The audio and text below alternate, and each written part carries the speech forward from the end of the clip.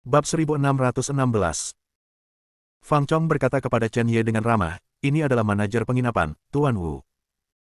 Kemudian dia menoleh ke Tuan Wu dan berkata, Penatua Wu, ini adalah teman baik saya.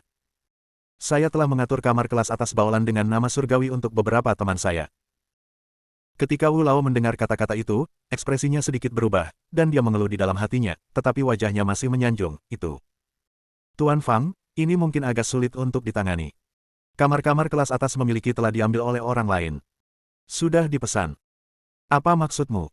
Wajah Fang Chong membeku, dia ingin menunjukkannya di depan Chen Ye, tetapi dengan hasil ini, dia sudah marah. Kapan kamu bisa memesan kamar di langit?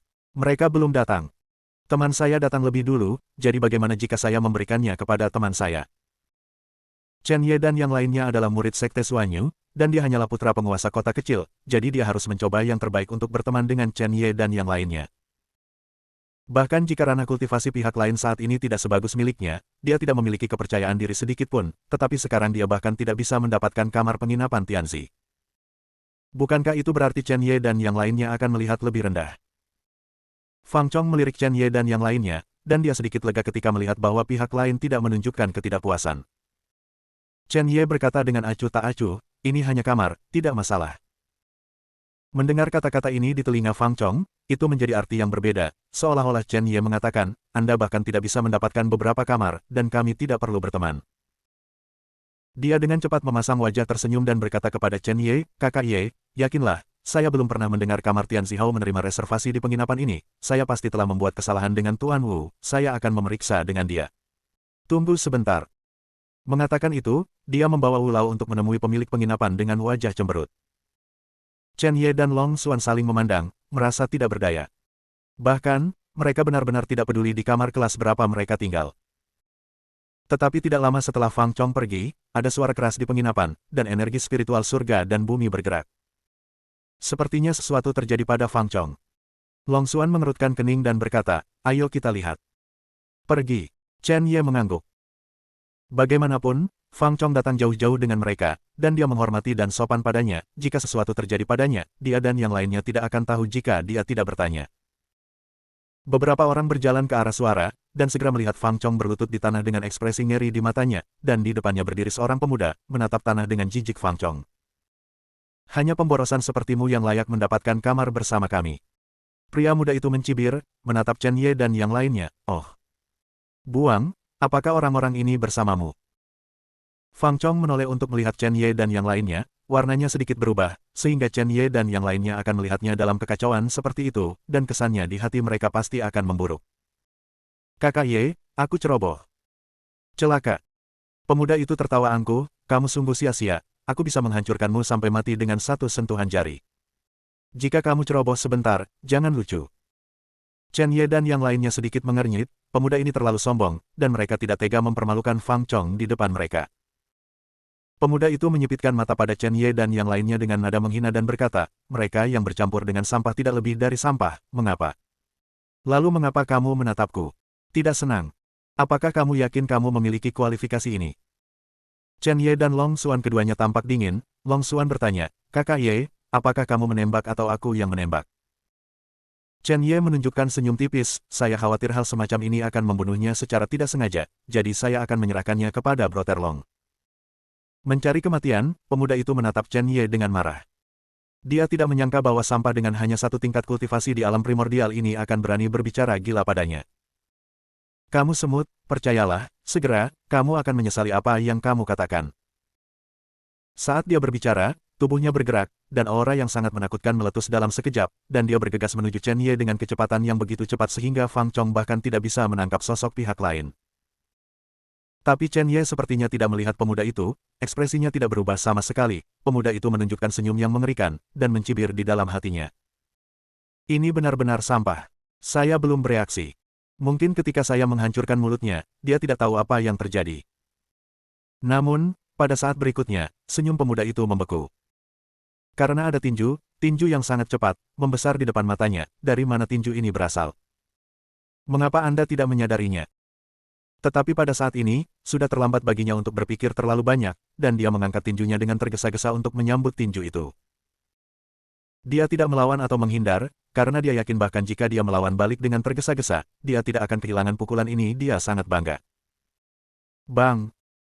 Ada suara teredam, dan kemudian, sosok pemuda itu terbang ke belakang, dan kecepatannya tampaknya lebih cepat daripada ketika dia bergegas menuju Chen Ye. Ledakan tubuh pemuda itu menabrak pembatas dinding penginapan, dan seluruh penginapan bergetar. Dia melirik tangan kanannya, darah menetes, retak di seluruh tulang tangannya, dia dipukuli oleh pukulan lawan. Pria muda itu mengangkat kepalanya dan melihat ke depan dengan tidak percaya. Long Xuan yang perlahan-lahan menarik tinjunya. Ada kebanggaan di mata Long Xuan, dan terlebih lagi, itu memang penghinaan ketika dia bertemu dengan tatapan pemuda itu, seringai mencibir di sudut mulutnya. Kakak Ye benar, pemborosan semacam ini benar-benar tidak sepadan dengan tembakan kakak Ye. Jika kamu secara tidak sengaja membunuhnya, bukankah kamu akan mengotori tanganmu? Apa katamu? Pemuda itu terbangun dari keterkejutannya. Dia nyaris tidak berdiri dan menatap Long Xuan. Udara dipenuhi dengan niat membunuh yang dingin. Dia sangat bangga. Bahkan jika dia bukan lawan Long Xuan, dia tidak ingin dihina. Berjuang untuk hidup. Fang Chong, yang setengah berlutut di tanah, tercengang, kekuatan pemuda itu jauh melampaui dirinya sendiri. Baru saja, dia dan Tuan Wu akan menemukan pemilik penginapan, tetapi mereka menabrak pemuda ini di tengah jalan. Pemuda itu mendengar percakapannya dengan Tuan Wu, dan memprovokasi dia secara langsung. Fang Chong, putra penguasa kota-kota Lansi, pernah diprovokasi oleh orang lain pada hari kerja. Apalagi pemuda itu tampak muda, Fang Chong dianggap jenius di kota Lansi, dan dia tidak berpikir lawannya kuat sama sekali, jadi dia menembak langsung. Tapi hasilnya jauh melampaui harapan Fang Chong. Pemuda itu mengalahkan dirinya sendiri dengan satu pukulan. Di antara prajurit yang lebih muda dari dirinya, dan bahkan di antara rekan-rekannya, kekuatan adalah sesuatu yang hanya dia lihat dalam hidupnya. Awalnya, dia berpikir bahwa Long Xuan dan Chen Ye pasti akan menderita kerugian besar di hadapan pemuda ini. Namun, apa yang muncul di depan matanya adalah pemuda yang langsung dibunuh oleh Long Xuan. Tampaknya lebih mudah daripada pemuda ini mengalahkan dirinya sendiri. Seberapa menakutkan seharusnya Long Xuan ini? Seberapa menakutkan seharusnya Sekte Xuanyu? Selain itu, meskipun Fang Chong bodoh, dia tidak bodoh. Dia dapat melihat bahwa meskipun ranah Chen Ye lebih rendah dari Long Xuan, samar-samar terungkap bahwa kekuatan Chen Ye terletak pada makna Long Xuan, di atas. Chen Ye berada di tingkat pertama alam primordial. Di mata Fang Chong, Long Xuan seperti iblis, jadi penjahat macam apa Chen Ye itu? Bab 1617 pada saat ini. Long Xuan menatap pemuda yang menatapnya tanpa ekspresi, dan berkata dengan dingin. Karena kamu sombong, kamu harus bersiap untuk diinjak-injak, apa? Anda hanya diperbolehkan untuk mengejek orang lain, dan orang lain tidak diperbolehkan untuk mengejek Anda. Jika Anda memiliki kekuatan yang cukup, Anda sombong. Memahami. Apakah kamu tahu siapa aku? Pemuda itu meraung liar, diam. Tidak peduli seberapa banyak dia bergerak, auranya tiba-tiba naik, dan dia ingin menembak lagi terlepas dari cederanya, apalagi kekuatannya bahkan lebih kuat. Melihat adegan ini, murid Fang Chong gemetar. Pukulan pemuda itu sangat menakutkan, dan kekuatannya saja membuatnya gemetar, seolah-olah bencana yang mengerikan telah datang. Namun, Long Xuan masih berdiri diam di tempat yang sama, tenang dan tidak bergerak, tetapi penghinaan di matanya menjadi lebih kuat. Fang Chong sedang terburu-buru dan ingin memberitahu Long Xuan untuk bergegas menghindarinya. Jangan terlalu besar. Pukulan ini tidak dapat dipukul dengan keras, tetapi sudah terlambat untuk berbicara. Sosok pemuda itu muncul di depan Long Xuan, dan dia akan menembak. Cukup, pada saat ini, teriakan menggelegar meledak di telinga semua orang. Long Xuan dan Chen Ye tidak berbuat banyak, Fang Chong di tanah mendengar teriakan keras, dan tiba-tiba berteriak, dengan rasa sakit yang parah di kepalanya, dan berguling-guling di tanah sambil memegangi kepalanya. Pria muda di depan Long Xuan juga menjadi pucat, napasnya kacau, dan dia berhenti bergerak. Chen Ye sedikit mengernyit, melirik Wu Xinger pucat di belakangnya, dan ketika dia melihat bahwa dia tidak terluka, dia berbalik untuk melihat ke arah suara itu. Teriakan nyaring dari pihak lain benar-benar menyerang dengan indera spiritual, dan itu cukup sengit jika dia tidak melepaskan indera spiritual tepat waktu untuk memblokir serangan Wu Xinger. Wu Xinger mungkin bahkan lebih menyakitkan daripada Fang Chong sekarang. Datang ke sini, itu tidak mudah.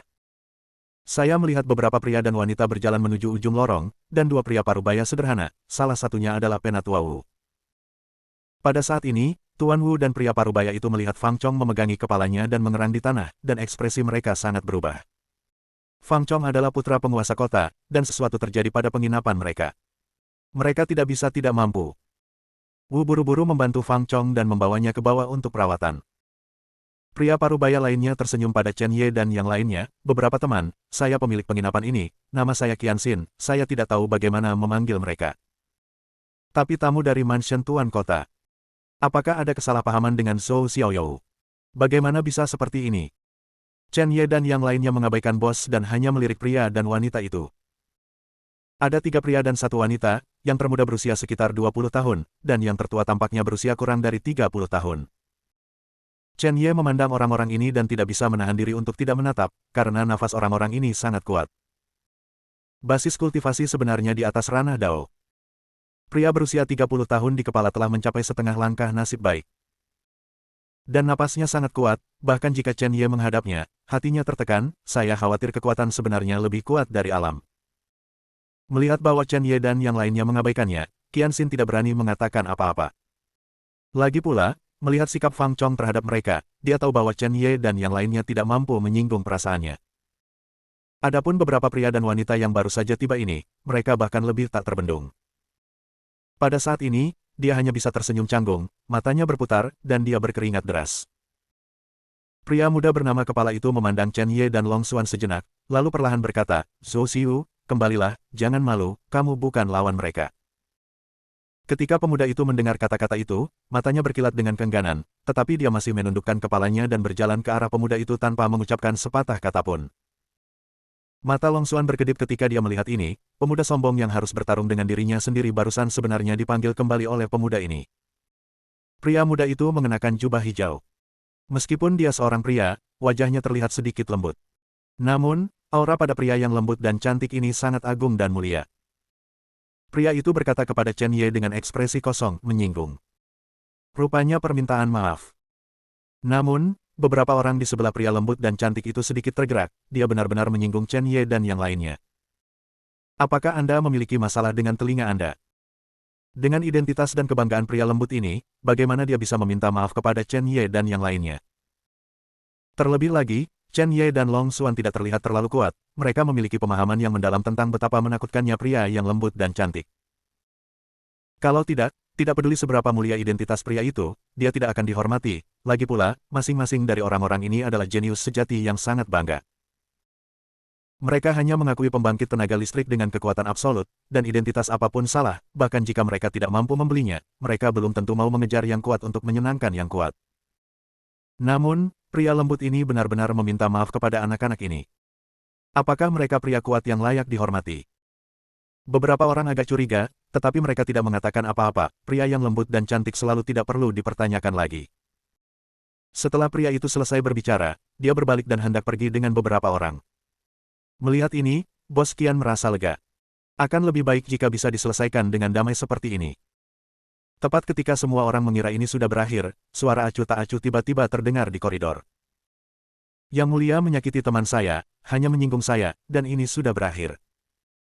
Kali ini, itu adalah suara Chen Ye.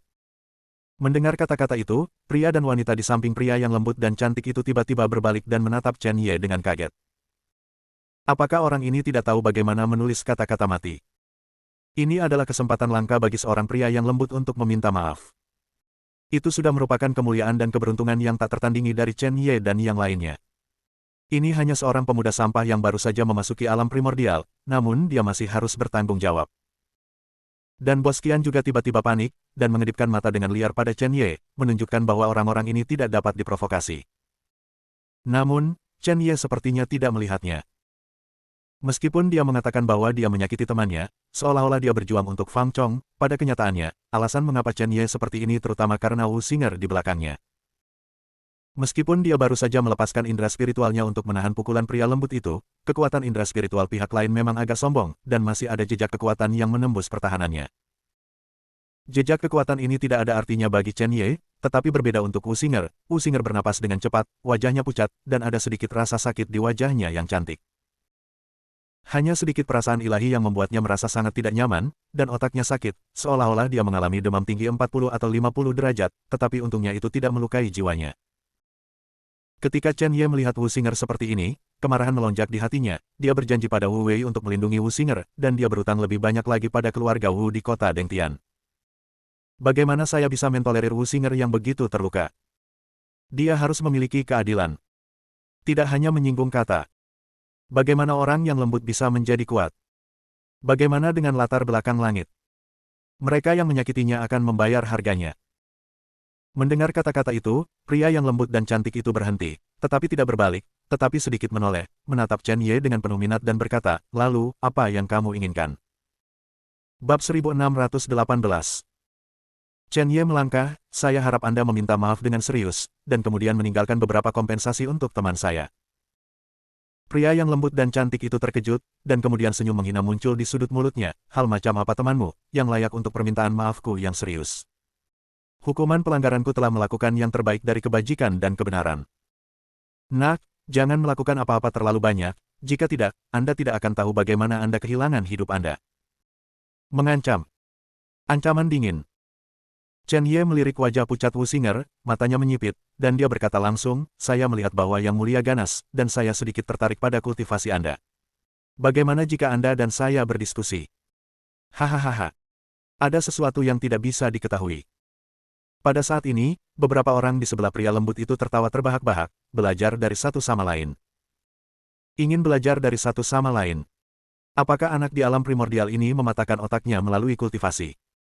Jika Anda ingin belajar dari pria yang lembut dan cantik, apakah dia juga layak? Salah satu pemuda itu langsung mengejek dengan tatapan jijik, "Nak, kamu mengalahkan ayam lemah Zhou Xiu dan mengira kamu tak terkalahkan.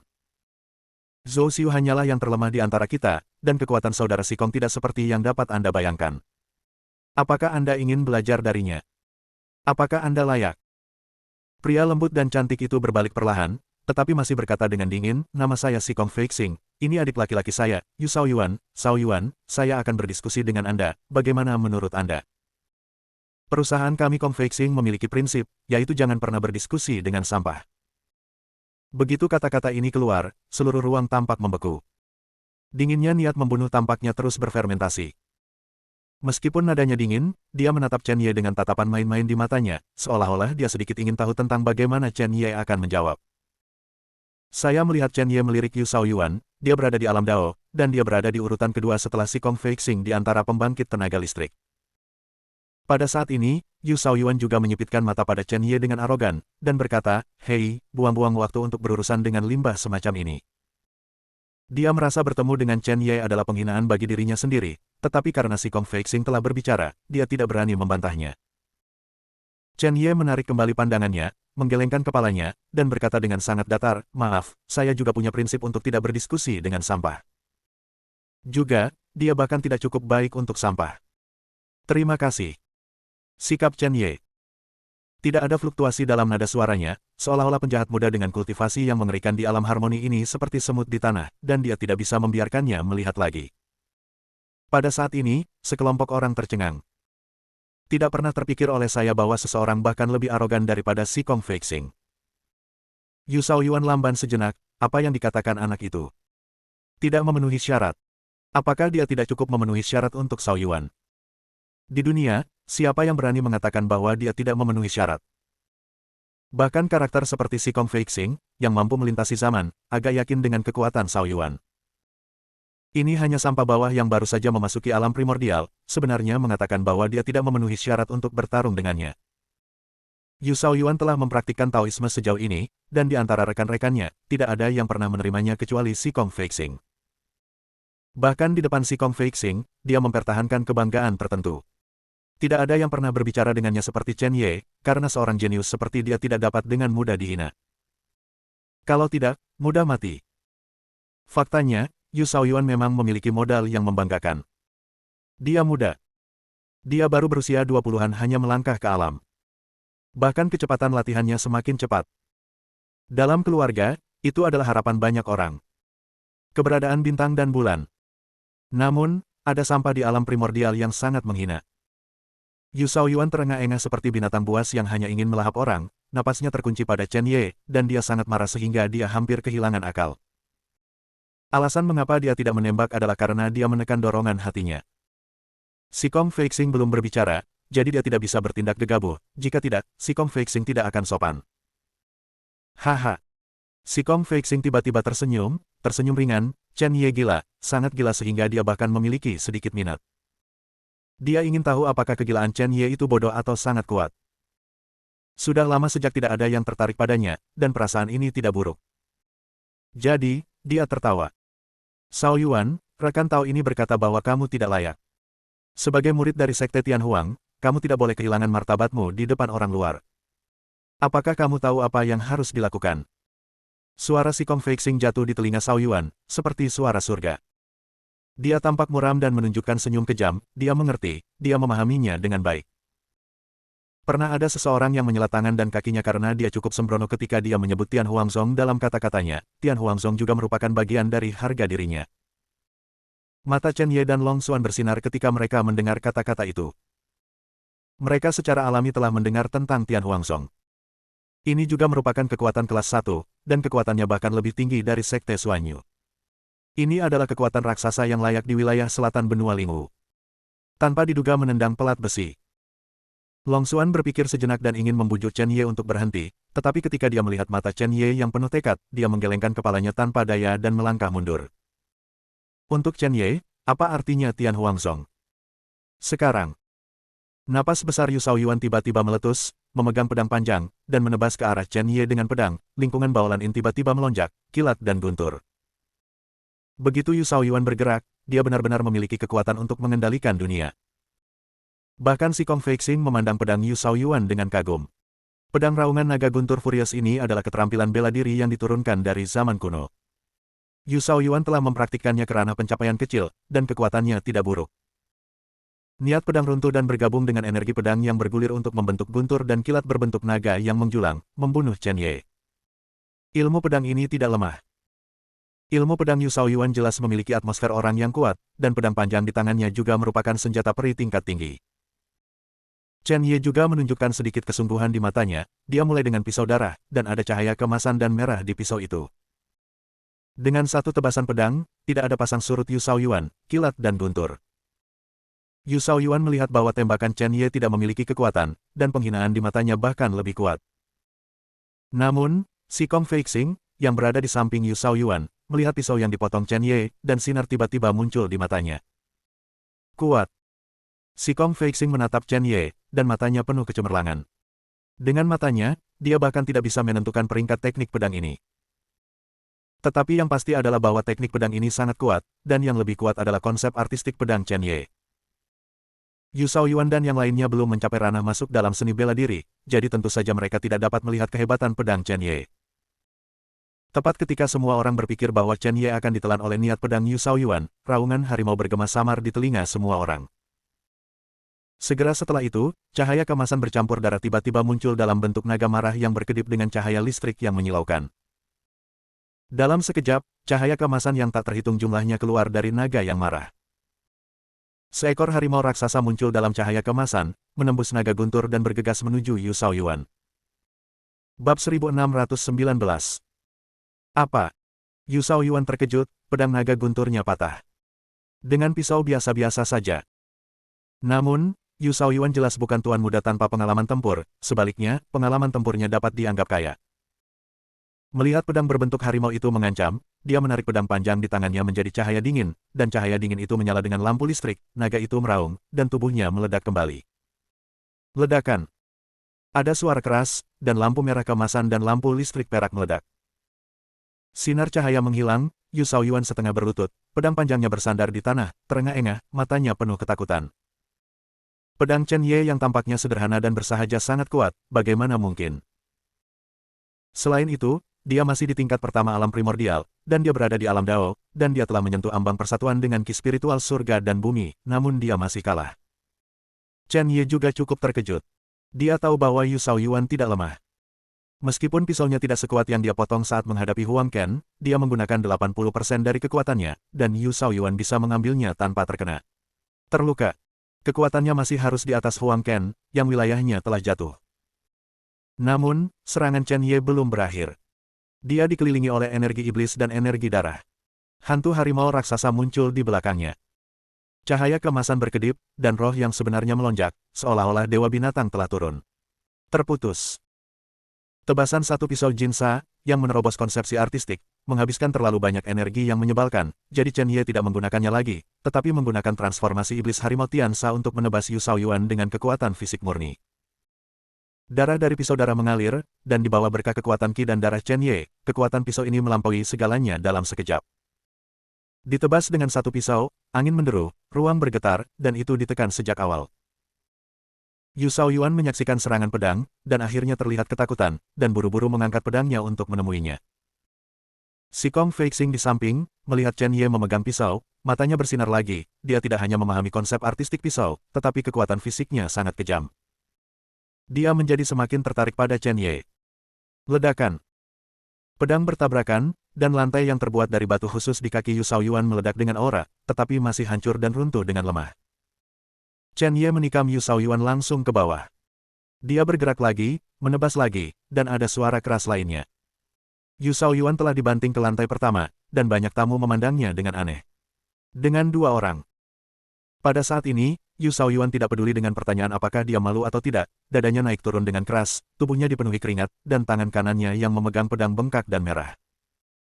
Dia tahu bahwa tulang lengan dan ototnya telah patah, dan jika Chen Ye menebasnya lagi, dia mungkin tidak dapat menangkapnya. Bang, Chen Ye mendarat di depan Yu Shaoyuan lagi, dengan cahaya haus darah berkedip di matanya, menatap seorang pemuda yang tidak bergerak, dan berkata dengan ringan. Saya tidak tahu, sekarang apakah saya memenuhi syarat untuk belajar dari si Kong Fei Xing. Saat berbicara, tangan yang memegang pisau perlahan terangkat, seolah-olah dewa kematian memanggil. Cukup. Sebuah suara dingin terdengar, dan dengan ledakan, emas dan besi bercampur, dan aura itu berdampak, menyebabkan beberapa tamu di sekitarnya muntah darah. Si Kong Fei Xing memblokir Yu Shaoyuan, memegang pedang panjang di tangannya, dan memblokir pedang Chen Ye dengan ringan.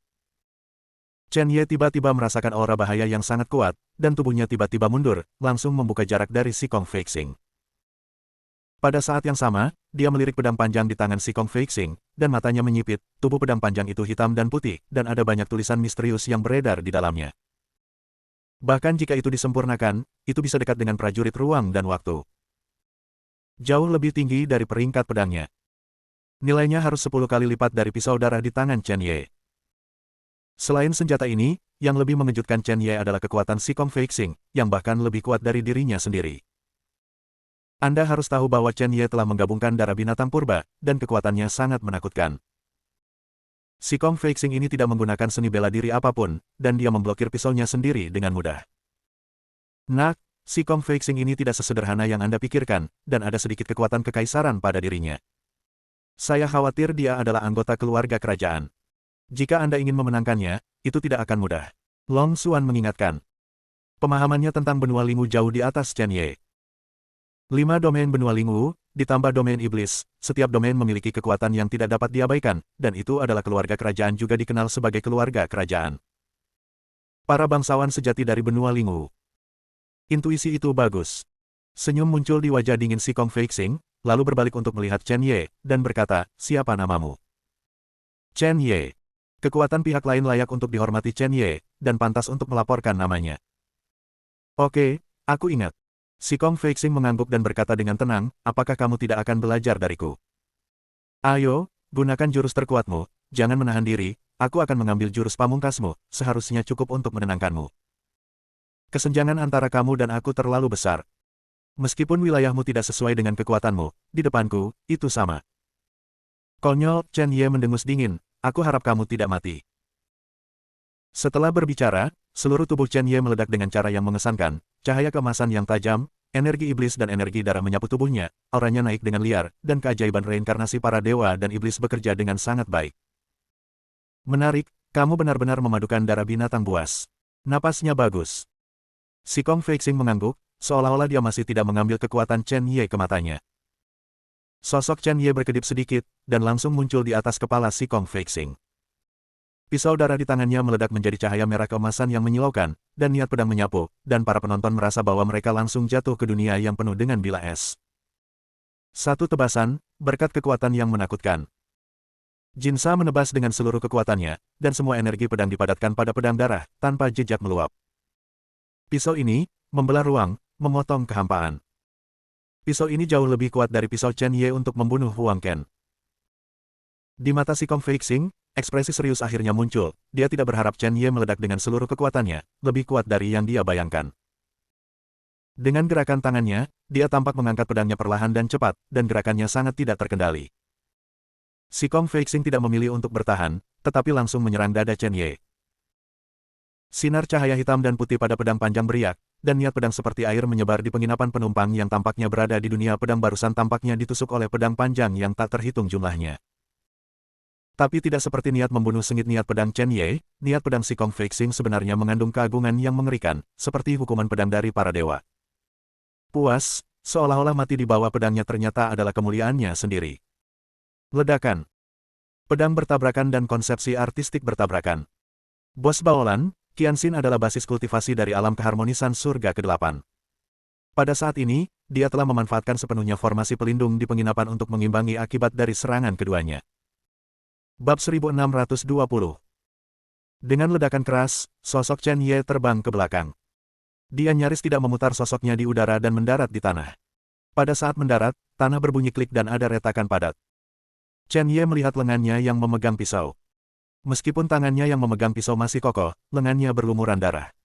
Jika bukan karena fisiknya yang jauh lebih kuat daripada prajurit biasa, saya khawatir dia tangan tidak akan berguna saat ini. Si Kong Feixing ini sangat kuat. Dan Si Kong Feixing juga tidak enak badan dia mengambil pisau Chen Ye dan mundur 3 langkah, jejak darah tumpah dari sudut mulutnya, jelas terluka juga. Meskipun dia masih memiliki ekspresi tanpa ekspresi, tatapannya ke arah Chen Ye tidak begitu dingin. Bahkan ada semacam ketakutan. Berapa lama tidak ada yang menyakitinya. Dia bahkan tidak percaya bahwa lukanya kali ini berasal dari seorang anak laki-laki yang berada di tingkat pertama alam primordial. Dari mana anak ini berasal? Chen Ye tersenyum sedikit, cukup puas. Akhirnya terluka. Dan dia tidak menggunakan kekuatan kuburan reinkarnasi. Namun, balas dendam Wu Xinger dapat dianggap sebagai balas dendam. Kakak Si Kong.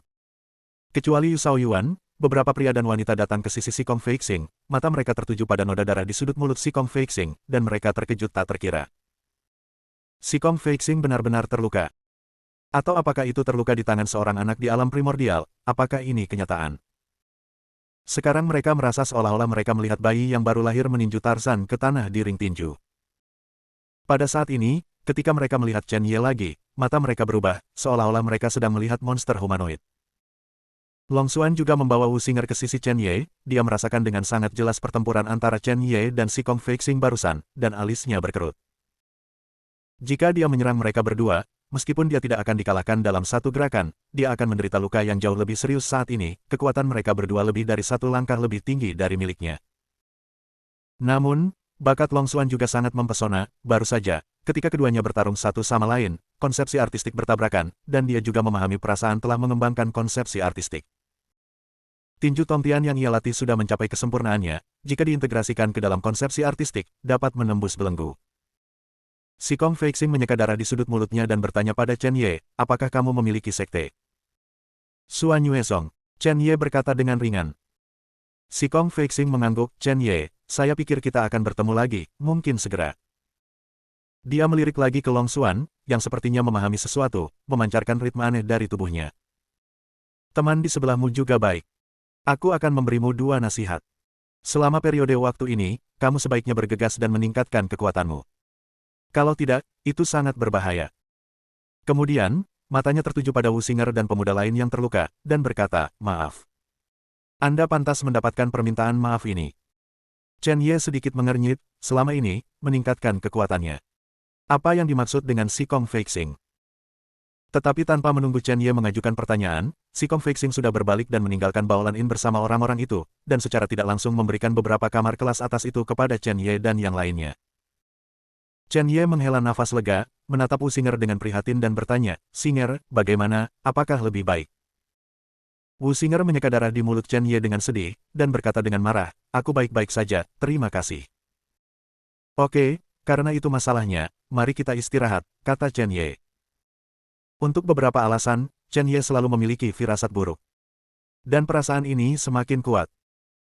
Pada saat ini, Chen Ye, Si Kong Feixing dan yang lainnya tidak tahu bahwa ada 2 sosok menawan dan bergerak yang berdiri di langit di atas Baolan Inn.